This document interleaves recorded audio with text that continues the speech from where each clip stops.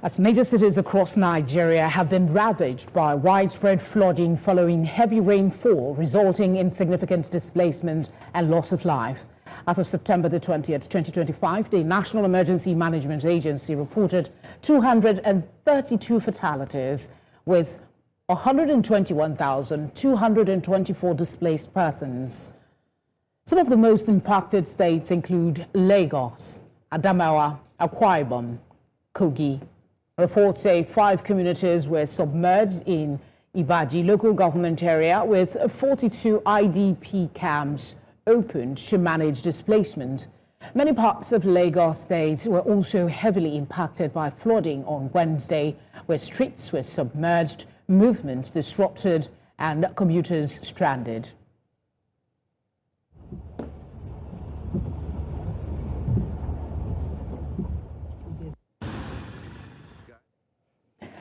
Philip Jakpor is an environmental rights activist and executive director at RENEVLYN Development Initiative. He joins me now to look at the latest incidents of flooding ravaging states across Nigeria and recommend measures to mitigate it. Thank you very much for being here. This is a humanitarian crisis in Nigeria, isn't it? I mean, it's unprecedented. It's unexpected, at the same time familiar. We have this warning every single year, yet we have people dying as a result of the rains. What are we to expect looking ahead? So every word you have used, you hit the nail on the head. And you rightly mentioned that this has been a yearly ritual. Why has this continued to happen? This has continued to happen because no one is held to account. No one is getting sanctioned for not doing the right thing. No one is questioning what the state governments are using ecological funds for. So that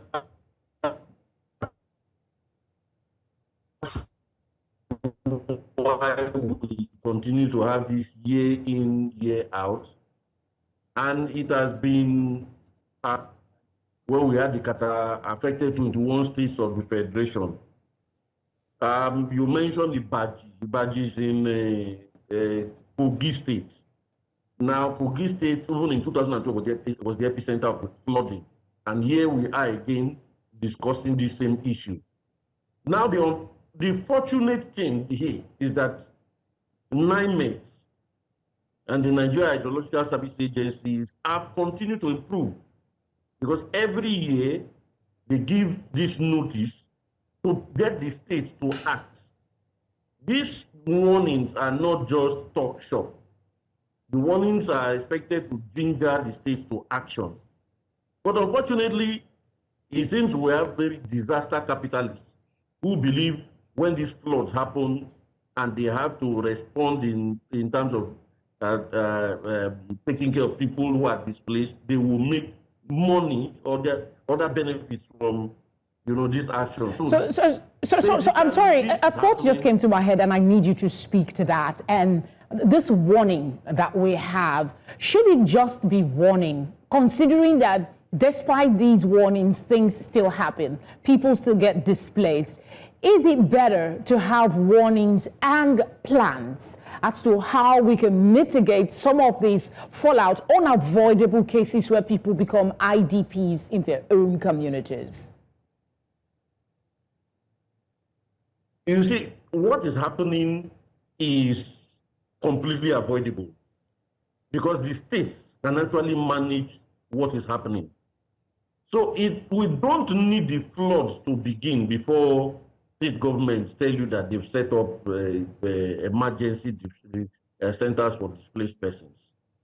Now, these states are collecting ecological funds every year, and we don't know what they are doing with these monies. Well, we know they are diverting these monies because we expect at this point that every state must have a temporary shelters. But it can't be even temporal anymore because the rains are increasing every year. these shelters should be in place all the time so that when we tell people to evacuate, we are telling them to evacuate to a particular place, not just telling people to evacuate and then housing people in schools, housing people in town halls, and all this nonsense that we continue to see. It is corruption. It is the fact that no one is held to account. That's why these things are happening. Nothing more, nothing less. That is why our people are suffering needlessly. People are dying needlessly. Houses are getting destroyed needlessly. This is going to affect food security, because the areas where you have this flooding, you've had it in Adamawa, Yobe, Kogi, this is the food belt. And when you have farmlands underwater, you have people displaced, you have people exposed to waterborne diseases and illnesses.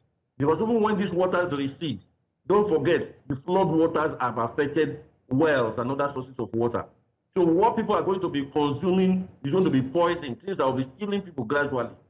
So no one is held to account. That's why it's happening. I repeat it.